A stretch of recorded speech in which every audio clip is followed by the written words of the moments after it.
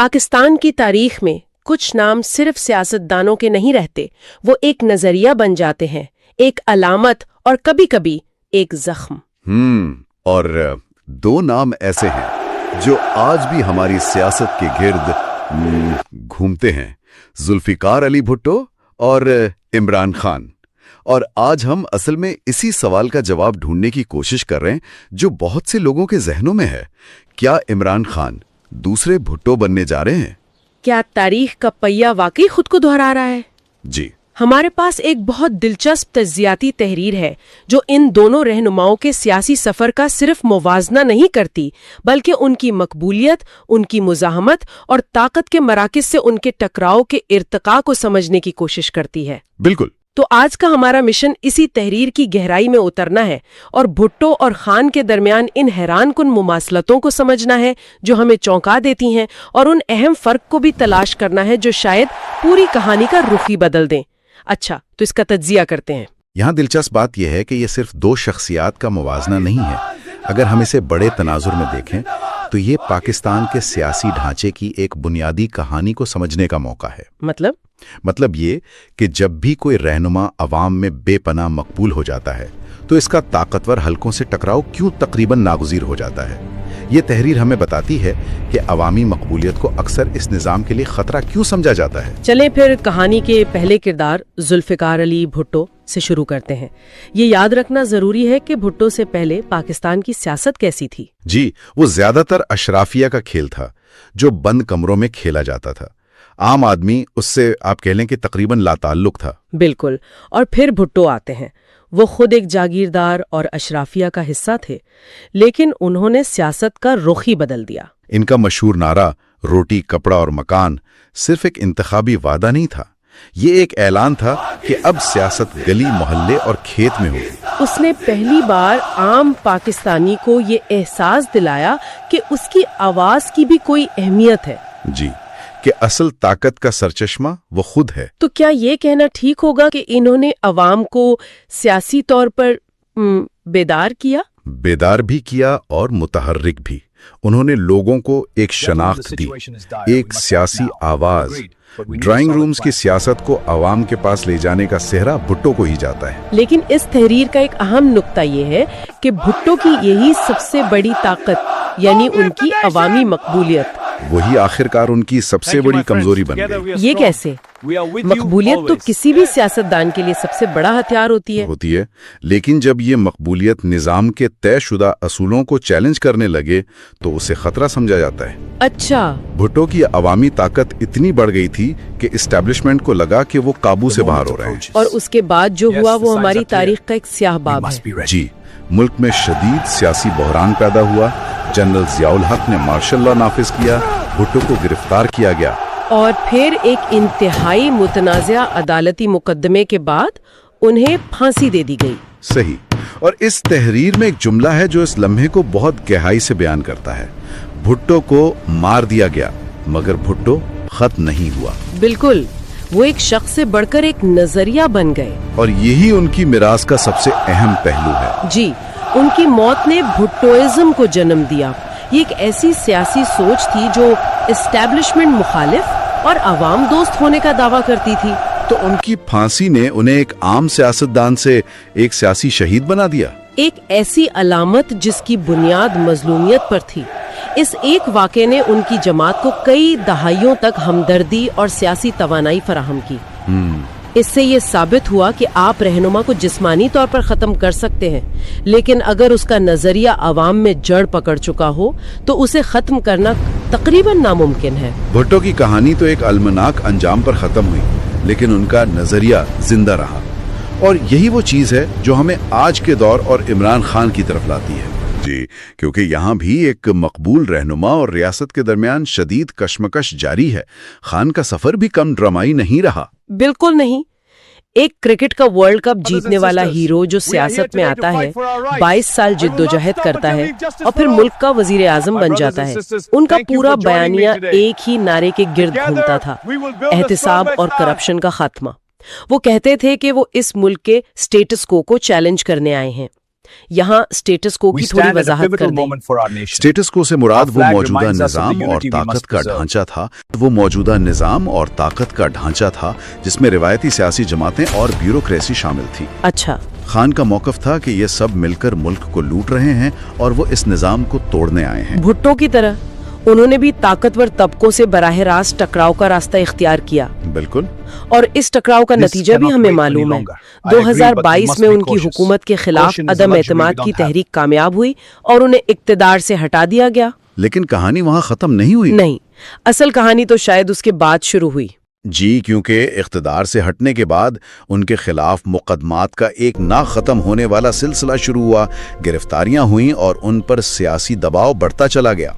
आज वो जेल में है। लेकिन इस तज्जिए का सबसे चौंका देने वाला नुक्ता ये है कि जेल ने इमरान खान को कमजोर नहीं किया, बल्कि शायद पहले से ज्यादा ताकतवर बना दिया। ये बात मुझे बहुत दिलचस्प लगी। तो दोनों रहनुमाओं को जेल भेजा गया और दोनों की मकबूलियत में इजाफा हुआ। लेकिन क्या हमारा माखिज ये कहता है कि अवाम का रद्द अमल बिल्कुल एक जैसा था? नहीं, और यहीं पर यह तज्जिया बहुत गहरा हो जाता है। अच्छा। माखिज ये फर्क वाज़े करता है कि भुट्टो जेल जाकर एक अवामी अलामत बने, एक मजलूम रहनुमा जिससे लोगों को शदीद हमदर्दी थी। उनकी फांसी ने इस हमदर्दी को लाजवाल बना दिया, जबकि इमरान खान जेल जाकर मुजाहमत की अलामत बन गए हैं। मुजाहमत की अलामत यानी निजाम के खिलाफ डट जाने की एक जिंदा मिसाल।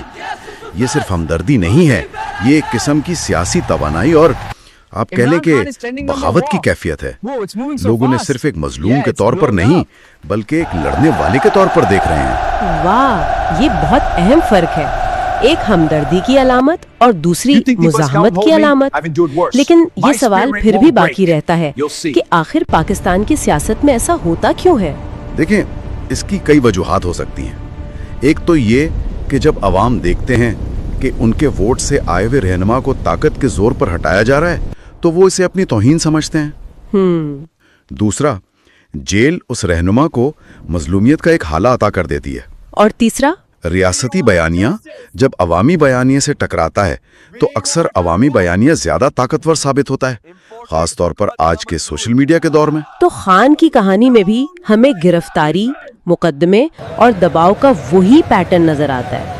ये मुमासिलतें इतनी ज्यादा है कि इन्हें नजरअंदाज करना मुश्किल है। जी, जरा इन पर तफसील से बात करते हैं। जी। सबसे पहली और वाज़े मुमासिलत ये है कि दोनों अवामी या पॉपुलिस्ट लीडर हैं, यानी वो रहनुमा जो रिवायती सियासी ढांचे को बाईपास करके बराए रास्त अवाम से जुड़ते हैं। उनकी ताकत का सरचश्मा जलसे, जुलूस और अवामी हिमायत होती है, पार्लियामानी जोड़ तोड़ नहीं। बिल्कुल। दूसरा, जैसा हमने बात की, दोनों ने स्टेटस को चैलेंज किया। भुट्टो ने जागीरदाराना निजाम को चैलेंज किया और खान ने मौरूसी सियासी जमातों को। दोनों ने एक ऐसे निजाम को ललकारा जो उनसे पहले कायम था। तीसरा, दोनों को संगीन सियासी मुकदमात का सामना करना पड़ा। भुट्टो पर कत्ल का मुकदमा चला, खान पर तोशा खाने से लेकर साइफर तक दर्जनों मुकदमात हैं। और दोनों सूरतों में उनके हामियों का यही मानना है कि ये मुकदमात कानूनी कम और सियासी ज्यादा हैं। सही। और चौथा, दोनों को सियासी तौर पर तनहा करने की हर मुमकिन कोशिश की गई। उनकी जमातों को तोड़ा गया, उनके साथियों पर दबाव डाला गया और उन्हें मंजर से हटाने की कोशिश की गई। ये पैटर्न हैरानकुन हद तक एक जैसा है। ये मुमासलतें महज इत्तेफाक तो नहीं हो सकती। नहीं, ये तहरीर दलील देती है कि ये पाकिस्तान के सियासी निजाम की साख्त की खराबी को जाहिर करती है। ये एक तरह का साइकिल है जो खुद को दोहराता है। कैसा साइकिल? जब भी कोई रहनुमा इस्टेब्लिशमेंट के बनाए हुए दायरे से बाहर निकलकर अपनी ताकत बराह रास्त अवाम से हासिल करने की कोशिश करता है, तो निजाम उसे अपने लिए खतरा समझकर रद्द अमल देता है। लेकिन अगर सब कुछ इतना ही एक जैसा है, तो क्या नतीजा भी एक जैसा होगा? यहीं पर वो फर्क अहम हो जाते हैं जिनका जिक्र हमारे माखज में है। बिल्कुल, क्योंकि यही फर्क कहानी का अंजाम बदल सकते हैं। और मुझे लगता है कि ये फर्क शायद मुमासलतों से भी ज्यादा अहम है। पहला और सबसे बुनियादी फर्क निजाम के साथ उनके ताल्लुक का है। भुट्टो तमाम तर इनकलाबी नारों के बावजूद निजाम के अंदर से आए थे और उन्होंने उसी निजाम के अंदर रहकर इस्लाहात की कोशिश की। वो खुद इस निजाम का हिस्सा थे। जी, इसके बरक्स इमरान खान का बयानिया ही इस निजाम को जड़ से उखाड़ने का है। وہ اسے کرپٹ اور ناکارہ کرتے ہیں۔ وہ خود کو ایک اینٹی سسٹم شخصیت کے طور پر پیش کرتے ہیں۔ بالکل۔ یہ تو بہت بڑا فرق ہے۔ ایک نظام کو بہتر بنانا چاہتا تھا، دوسرا اسے بدلنا چاہتا ہے۔ لیکن کیا خان بھی اقتدار میں آنے کے لیے اسی نظام کا حصہ نہیں بنے تھے؟ یقیناً بنے تھے، اور یہ ان کے ناقدین کا سب سے بڑا اعتراض ہے۔ لیکن ان کا بیانیہ ہمیشہ یہی رہا ہے کہ وہ نظام میں اسے اندر سے بدلنے کے لیے آئے تھے۔ اچھا۔ بھٹو کا بیانیہ نظام کو بدلنے کا نہیں، بلکہ طاقت کا توازن عوام کے حق میں کرنے کا تھا۔ یہ ایک بہت باریک لیکن اہم فرق ہے۔ دوسرا فرق تو شاید آج کی دنیا میں سب سے بڑا ہے، یعنی ٹیکنالوجی اور میڈیا کا فرق۔ ہاں، اور یہ ایک گیم چینجر ہے۔ بھٹو کے دور میں صرف سرکاری ٹی وی اور ریڈیو تھا، ریاست کا بیانیہ پر مکمل کنٹرول تھا۔ تو جب بھٹو جیل گئے تو ان کی آواز عوام تک پہنچانے کا کوئی ذریعہ نہیں تھا؟ کچھ بھی نہیں تھا۔ وہ مکمل طور پر تنہا کر دیے گئے تھے۔ ان کی بات ان کے وکلا یا خاندان کے ذریعے ہی باہر آ پاتی تھی۔ اور آج عمران خان جیل میں ہے، لیکن ان کا ٹویٹر اکاؤنٹ چل رہا ہے، ان کے یوٹیوب چینل پر لاکھوں لوگ انہیں سنتے ہیں۔ اور ان کا بیانیہ ایک سیکنڈ کے لیے بھی نہیں رکا۔ سوشل میڈیا نے ریاست کی بیانیہ کنٹرول کرنے کی طاقت کو تقریباً ختم کر دیا ہے۔ تو یہ خان کو وہ سہولت دیتا ہے جو بھٹو کے پاس بالکل نہیں تھی۔ بالکل، وہ قید میں ہوتے ہوئے بھی اپنے حامیوں سے براہ راست رابطے میں ہیں اور اپنا بیانیہ مؤثر طریقے سے پھیلا رہے ہیں۔ ان کی آواز کو مکمل طور پر خاموش کرنا آج کے دور میں تکنیکی طور پر ناممکن ہے۔ اور تیسرا اہم فرق جو اس تجزیے نے اٹھایا ہے، وہ سیاست کے مستقبل سے جڑا ہے۔ جی، بھٹو کے بعد ان کی سیاست ان کے خاندان میں منتقل ہو گئی۔ پاکستان پیپلز پارٹی ایک موروثی جماعت بن گئی۔ بے نظیر بھٹو اور پھر آصف زرداری۔ جی، پارٹی کی بقا خاندان کے نام پر تھی، لیکن عمران خان کے معاملے میں ایسا نہیں ہے۔ ان کی سیاست کا خاندانی نہ ہونا ایک بہت بڑا فرق ہے۔ ان کا بیانیہ ایک فرد سے نکل کر ایک تحریک کی شکل اختیار کر چکا ہے۔ تو اس فرق کے کیا اثرات ہو سکتے ہیں؟ یہ سب سے بڑا سوال ہے۔ کیا یہ تحریک عمران خان کے بغیر زندہ رہ سکتی ہے؟ بھٹو کی پارٹی ان کے نام اور خاندان کی وجہ سے زندہ رہی۔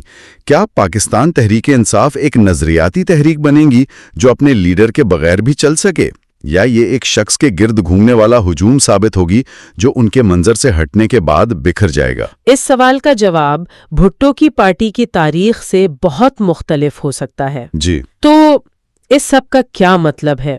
اس تمام تجزیے کو اگر ہم سمیٹیں تو ہم واپس اپنے بنیادی سوال پر آتے ہیں۔ کیا عمران خان بھٹو بنیں گے؟ لیکن شاید اصل سوال یہ ہے ہی نہیں۔ آپ نے بالکل صحیح پکڑا۔ اصل سوال یہ نہیں کہ خان کا انجام کیا ہوگا، بلکہ اصل سوال یہ ہے کہ کیا پاکستان کی ریاست اور اس کے ادارے تاریخ سے کچھ سیکھیں گے؟ کیا ایک اور مقبول عوامی لیڈر کے ساتھ وہی سلوک دہرایا جائے گا؟ صحیح۔ ہمارا ماخذ اس بات کو بہت خوبصورتی سے ختم کرتا ہے۔ بھٹو کو پھانسی دی گئی مگر بھٹو ازم ختم نہ ہو سکا۔ عمران خان جیل میں ہیں مگر ان کی سیاست ختم نہیں ہو رہی۔ اس سے ہمیں ایک بنیادی سبق ملتا ہے۔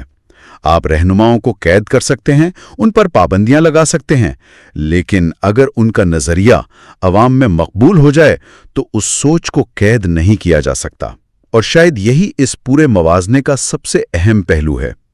بھٹو کے ساتھ جو ہوا اس نے پاکستان کی سیاست پر ایک ایسا گہرا زخم چھوڑا جو آج تک نہیں بھرا۔ اور آج عمران خان کے ساتھ جو ہو رہا ہے وہ بھی ملکی سیاست کی آنے والی کئی دہائیوں کی سمت کا تعین کرے گا۔ بالکل۔ جیسا کہ اس تحریر میں کہا گیا ہے، بھٹو تاریخ بن گئے، عمران خان تاریخ لکھ رہے ہیں، اور اب یہ آنے والا وقت ہی بتائے گا کہ تاریخ خود کو مکمل طور پر دہراتی ہے یا اس بار پاکستان اپنی کہانی کا کوئی نیا باب لکھتا ہے۔